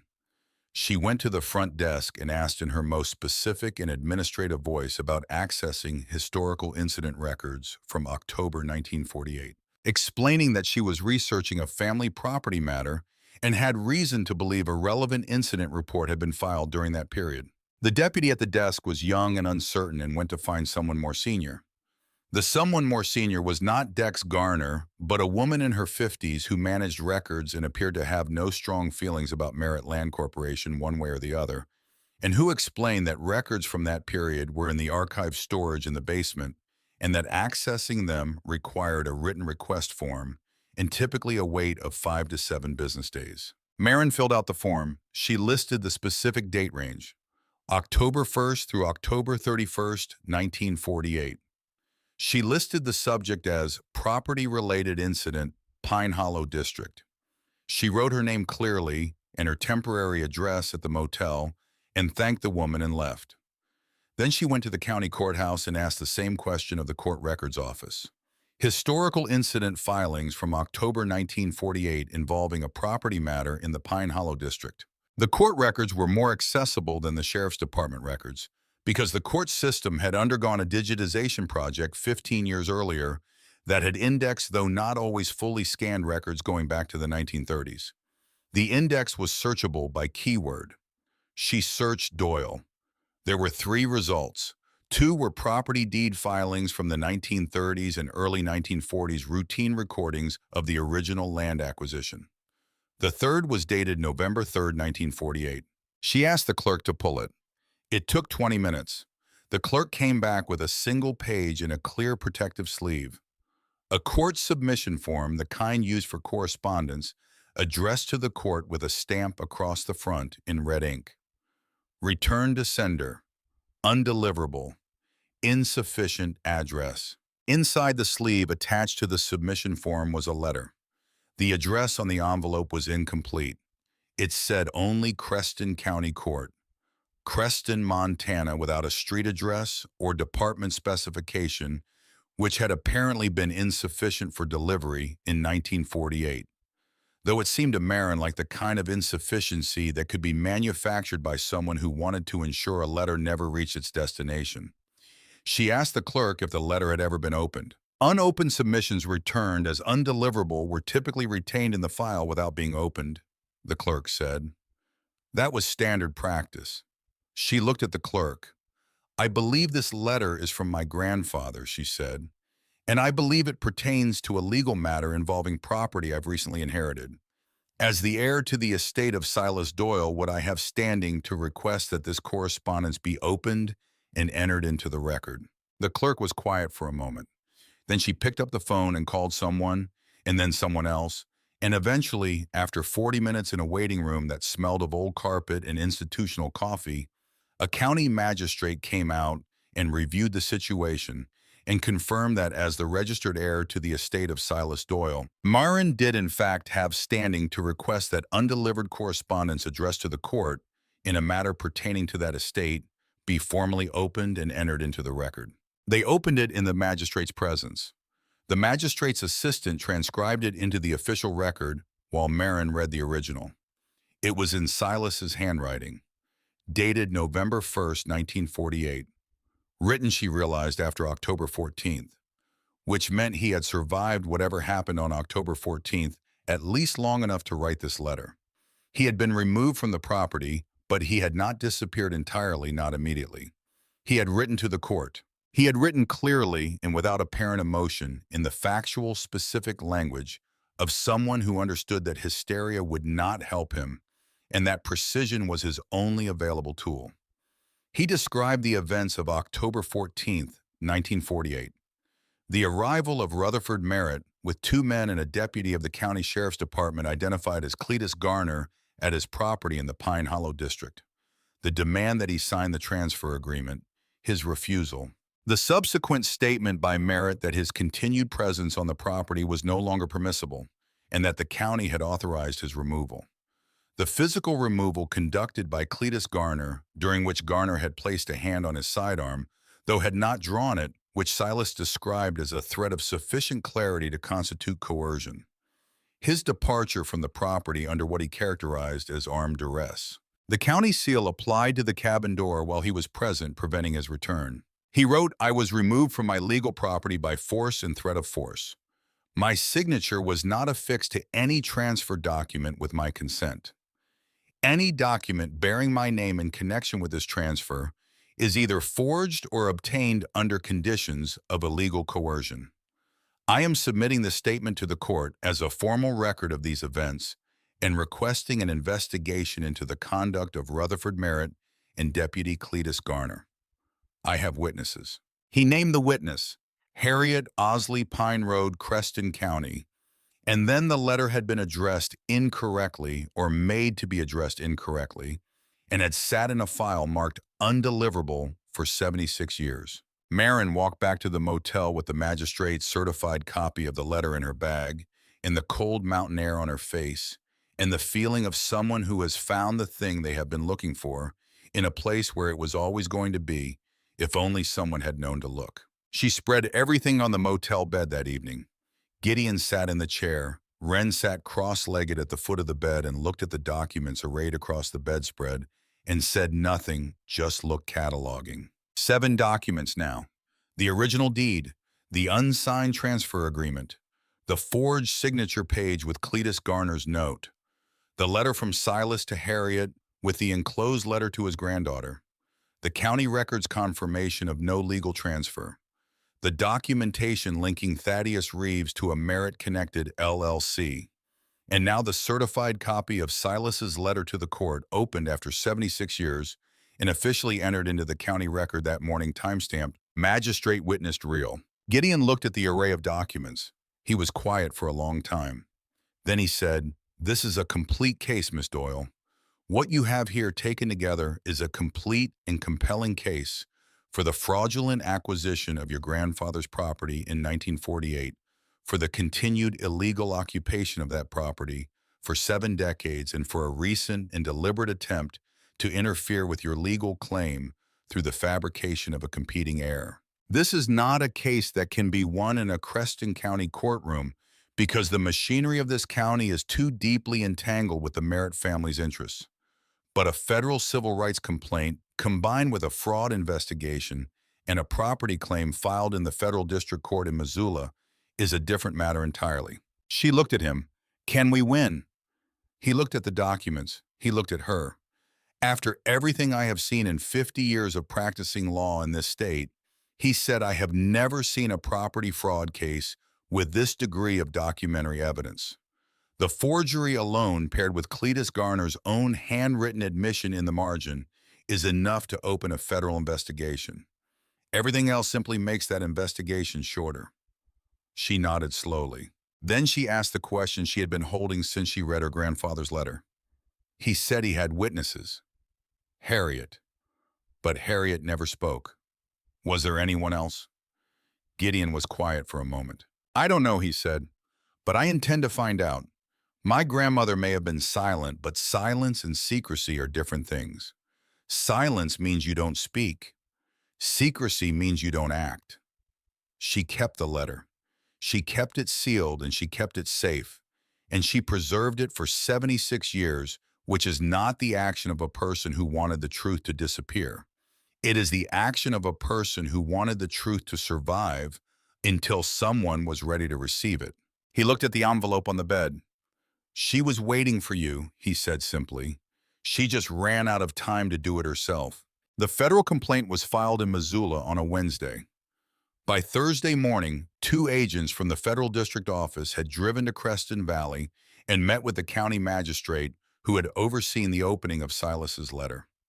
By Thursday afternoon, Harlan Merritt had been contacted by the federal office, and his team of attorneys from Billings had driven north in 2 vehicles. The preliminary hearing was held the following Monday in the federal district courtroom in Missoula. Marin drove there with Gideon in his old truck, Wren in the back seat with her library book, the mountains running alongside them through the truck windows enormous and calm. Gideon had driven to Billings the previous week and found Patricia Holt, a federal property attorney, who had spent 20 years on exactly this kind of case, the kind where the wrong family's name ended up on the deed and stayed there long enough that everyone forgot to question it. She had read the Doyle file in a single evening and called Gideon at 11 that night. "I've been waiting for a case like this," she said. He told her he understood the feeling. The courtroom was not dramatic in the way courtrooms are in films. It was a room with fluorescent lighting and wooden benches and the quiet procedural efficiency of a place where decisions are made through the accumulation of evidence rather than performance. Harlan Merritt sat at the defense table with 3 attorneys, all of them in suits that communicated expense without ostentation. He did not look at Marin when she entered. He looked at the table in front of him with the focused stillness of a man who is calculating. Gideon sat beside her at the plaintiff's table. Patricia Holt sat beside Gideon, organized and precise, her copy of the Doyle file tabbed and annotated and ready. The hearing was not a trial. It was a preliminary evidentiary review, the court's determination of whether the documentary evidence was sufficient to support the claims being made. Patricia presented the documents in the order she had carefully selected, building from the simple to the complex. The deed first, then the unsigned transfer, then the forged page with Cletus Garner's note, then Silas's letter to the court opened after 76 years of filing as undeliverable. When she laid the certified copy of Silas's letter on the bench before the judge, the courtroom was very quiet. The judge read it without visible expression, with the professional equanimity of someone who has trained himself to process the world's injustices as information rather than insults. But when he set it down, he was quiet for a moment before he asked the defense to respond to the authenticity of the document. Harlan Merritt's lead attorney stood and said that the document had been out of the possession of the estate for 76 years and that its chain of custody could not be verified, and that the claim being made on the basis of documents of uncertain provenance was inherently problematic. Patricia stood and explained that the document had been in the official custody of the Creston County Court for 76 years, continuously logged as an undeliverable submission in the court's own filing system, and that its chain of custody was therefore not uncertain, but was in fact the most secure possible, having been in the possession of the court itself for the duration. The judge looked at the defense table. The lead attorney said something quiet to Harlan Merritt. Harlan Merritt looked at the table. He did not look up. The next 3 hours were procedural and detailed, and Marin sat through them with her hands folded in her lap, and her breathing steady, and her eyes moving between Patricia and the judge, and the documents being discussed following the thread of it, understanding most of it, asking Gideon in a whisper when she did not understand, and he answered quietly and completely each time. By the end of the afternoon session, the judge had ruled on 3 preliminary matters. The claim of Thaddeus Reeves was dismissed as fraudulent on the basis of the documentation Marin had assembled, the LLC connections, and the absence of any verifiable identity. The fraudulent claim was referred to the federal prosecutor's office for investigation of deliberate interference with a legitimate inheritance proceeding. And the core property claim, Marin's ownership of 412 acres in the Pine Hollow district of Creston County, on the basis of an original deed never legally superseded, was certified as valid for further proceedings. Sheriff Dex Garner had driven to Missoula and was seated in the public gallery. When the ruling on the Thaddeus Reeves fraud referral was read, something moved across his face that Marin caught from across the room. Not surprise. He had known. He had always known. What crossed his face was the expression of a man who has been watching a wall hold for a very long time and has just seen the first crack run through it from top to bottom. After the session in the corridor outside the courtroom, Harlan Merritt's lead attorney approached Patricia and Gideon and asked, in the careful language of someone who is transitioning from a position they can no longer maintain to one they hope to negotiate, whether Miss Doyle would be open to a conversation. Patricia looked at Marin.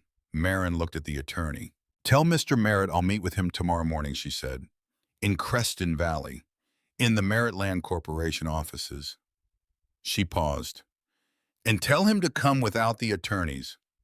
The attorney looked slightly uncomfortable with this condition. "She's not negotiating the condition," Patricia said pleasantly. Harlan Merritt was alone when Marin walked into the conference room the following morning. The pale wood furniture and the mountain photographs were the same. The long table was the same. But something in the room had shifted in the specific way that rooms shift when the weight of the people in them changes. He stood when she entered, which he had not done the first time. She sat. He sat. She put her bag on the table but did not open it. She did not need to open it. Everything that needed to be said had been said in a courtroom in Missoula. She looked at him across the table. He was 65 years old. His father had been born to a man who took a cabin from a man named Silas Doyle at gunpoint in October of 1948 and built a company and a legacy and a bronze statue on top of it.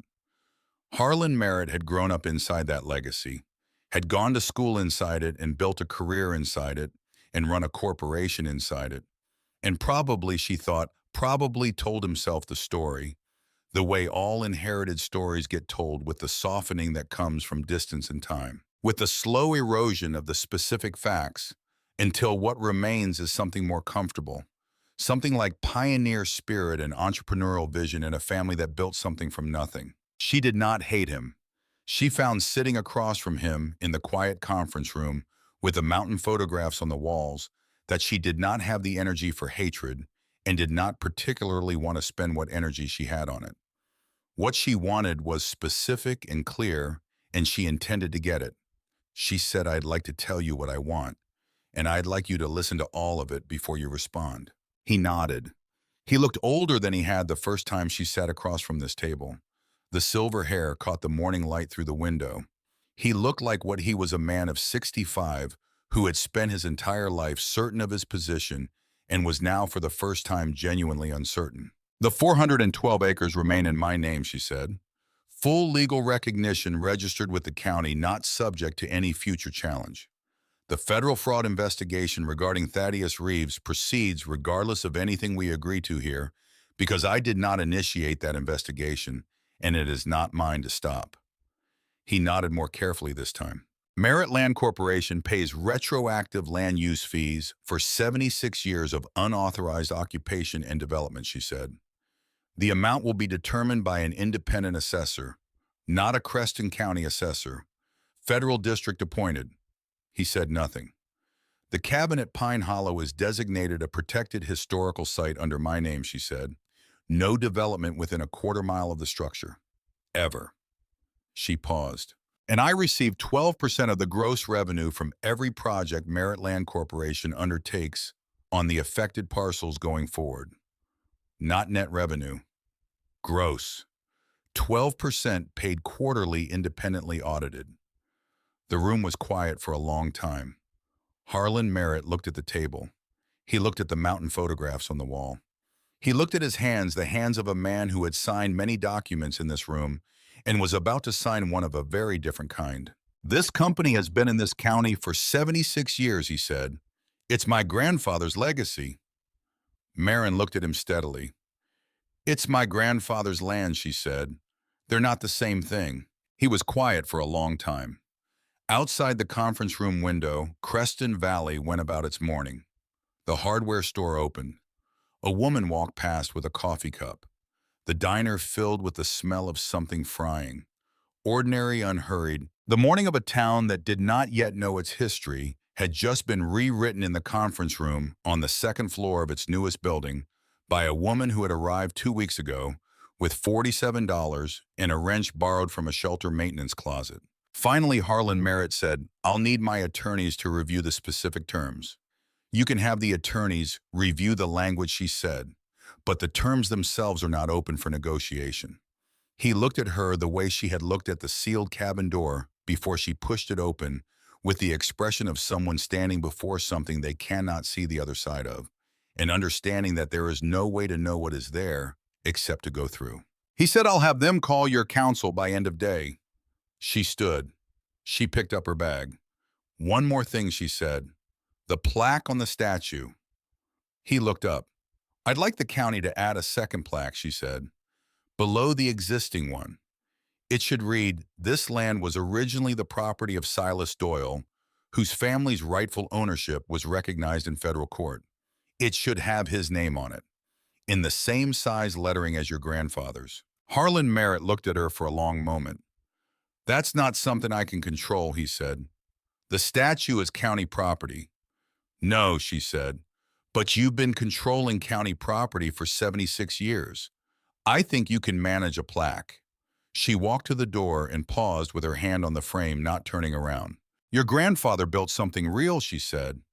The development, the infrastructure, the roads, the jobs, all of it. I'm not here to erase that. I'm here because it was built on land that wasn't his to build on. And those two things can both be true. She walked out, down the stairs, through the glass doors, into the cold mountain air of Creston Valley. She stood on the sidewalk and looked at Rutherford Merritt one last time. He was still in mid-stride, still reaching forward with that extended hand. He looked the same as he had the day she arrived, but she looked at him differently now. He had taken something. He had built something on top of what he took. And now, for the first time in 76 years, the full account existed in a public record. The taking and the building both. The man and the name underneath his. She looked at the statue for a long moment. Then she turned away. Gideon was waiting at the end of the block with Wren, who was eating a piece of fry bread from the bakery they had found on the second day, and looking at the mountains with the focused attention she gave to everything worth looking at. How did it go? Wren asked. Marin looked at her daughter, 9 years old, serious and bright and already carrying the careful knowledge that the world did not always distribute its weight fairly already, knowing the specific skill of not asking for what was not available. She thought about what it would mean for Wren to grow up knowing her family had not been erased, knowing that her great-grandfather had hidden the truth in a fireplace and written a letter to a granddaughter who did not yet exist and kept faith with the idea that time and patience and the right person would be enough. Knowing that the right person had come. Good, she said. I think it went good. Wren looked at her for a moment with those gray eyes. Then she held out the fry bread. They drove back to Pine Hollow that afternoon, the three of them in Gideon's old truck, the mountains alongside them in the October light going gold and horizontal in exactly the way Silas had described in his letter. The way he had written about even knowing he was losing the land, because some things are worth describing even when you are losing them, maybe especially then. The trail through the forest was the same. The trees were the same, enormous and old and patient. The clearing opened the same way it had the first time, like a held breath releasing, and there was the cabin exactly as they had left it. The porch boards worn smooth, the roof intact, the windows still boarded but waiting. Maren climbed the 3 steps and stood at the door. She thought about the first time she had stood here with her hand on the metal seal and her heart going faster than she was showing. She thought about what she had been carrying then. $47, 1 bag, a daughter who had learned not to ask for things, the accumulated weight of a year that had taken almost everything and left her in a shelter on a thin mattress, trying to believe that temporary would eventually end. She pushed the door open. The hinges had been oiled, now had been given a small and practical mercy, and they moved quietly. The cold air of the cabin came out to meet her, but it was different cold than before. It was the cold of a space that knew it was going to be warm again.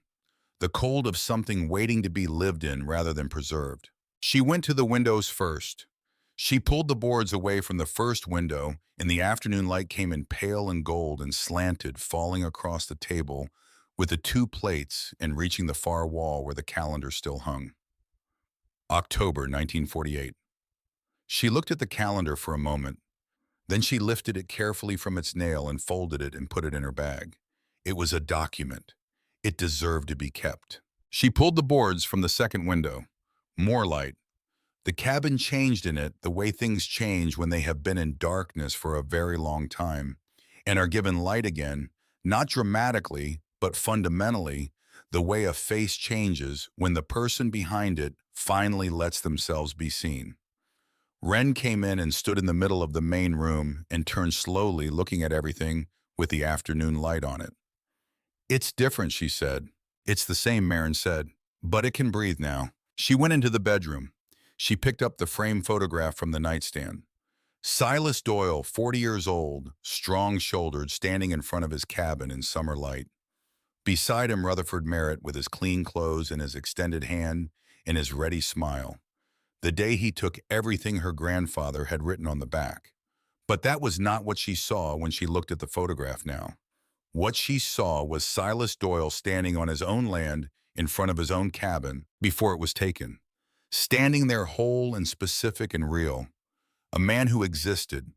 A man who had a name that deserved to be on a plaque as much as any other. She hung the photograph back where it had been. She went back to the main room and stood at the fireplace. The stone she had removed and replaced was back in its place. The cavity behind it, empty now. The documents no longer there because they were in her bag, and in the federal court record in Missoula, and in Patricia Holt's office, and in the official county registry that had been updated that week to reflect the legal ownership of 412 acres in the Pine Hollow district of Creston County, Montana, as belonging to Maren Doyle. Gideon stood in the doorway with his hands in his coat pockets looking at the room. He stood in the dead of it, settling the account quietly without ceremony. She looked at him. Your grandmother did the right thing, she said. In the end, she kept the letter. She kept it safe. He was quiet for a moment. She was afraid for 50 years, he said. And then she died and she left the letter, and in leaving it, she did the things she should have done when she was alive. He paused. I think she knew that. I think she understood she was passing the courage she hadn't managed to find to whoever would come next. I think it was the bravest thing she could do by then. Maren thought about that, about courage that arrives late but still arrives, about the mathematics of time and family and people who do what they can with what they have when they have it, which is sometimes not enough, but is sometimes eventually passed forward to someone who can do more with it. Wren appeared in the doorway to the bedroom. Mom, she said, there's still food in the cabinet. Marin looked at her. The jars, Wren said. The ones from 1948. Marin crossed the room and opened the cabinet. The glass jars stood in their neat rows, labeled in Silas's handwriting. Green beans, August 1948. Corn, September 1948. Tomatoes, September 1948. Preserved with care and precision by a man who expected to eat them through the winter and did not. She stood looking at them for a long moment. Then she reached in and took one of the jars and held it in both hands.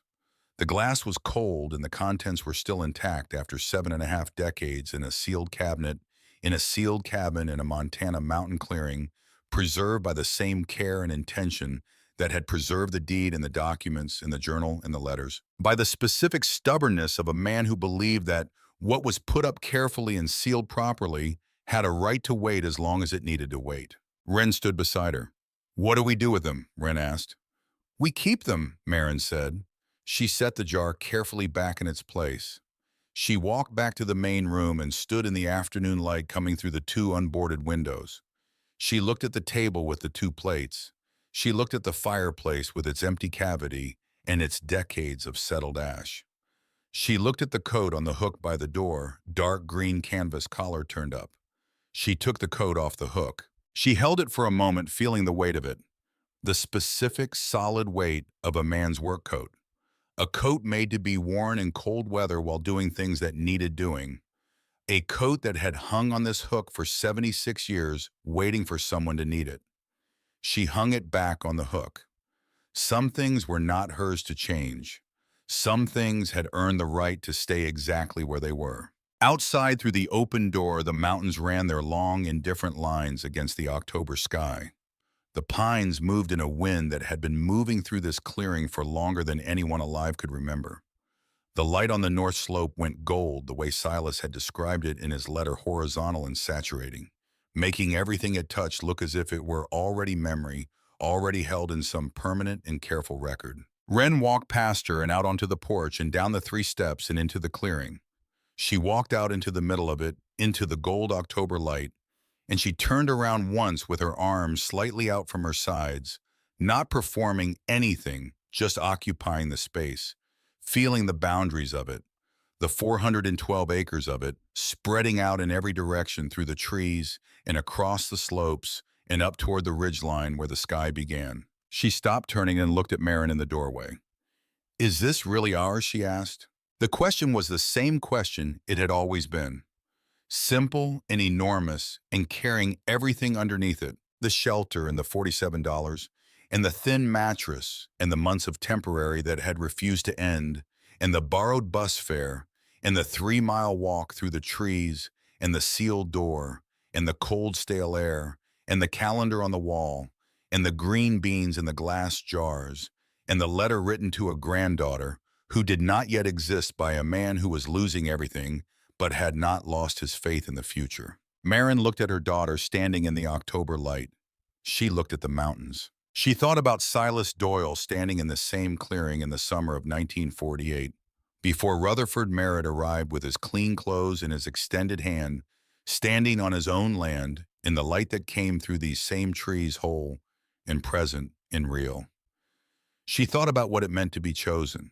Not by accident, not by the administrative chance of being the last surviving heir, but by intention, by a man who had looked forward through the years and the decades and all the accumulated difficulty of time and had seen her specifically or had believed in the specific person who would come and had left everything he could leave for her to find. He had hidden the documents. He had written the letters. He had preserved the jars of summer vegetables expecting winter, and he had sealed the fireplace stone with the patience of a man who understood that some things take longer than a lifetime to be received.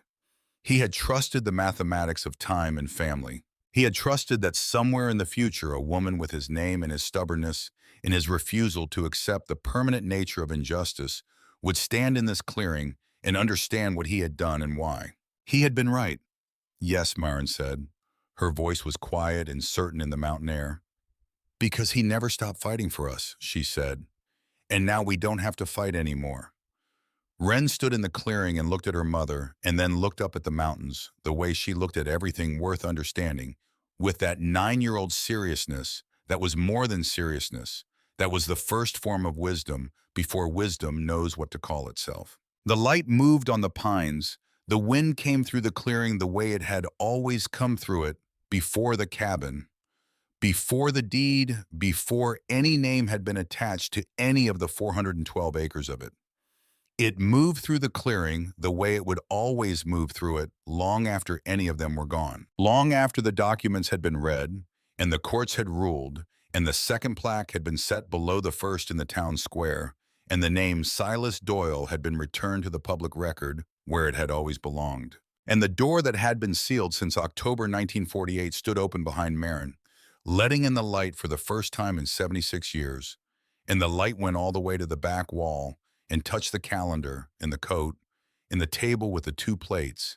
And for the first time since the day they were placed there, those things were seen, not preserved anymore, not waiting, simply there in the light the way things are when they have finally arrived at the place they were always meant to be.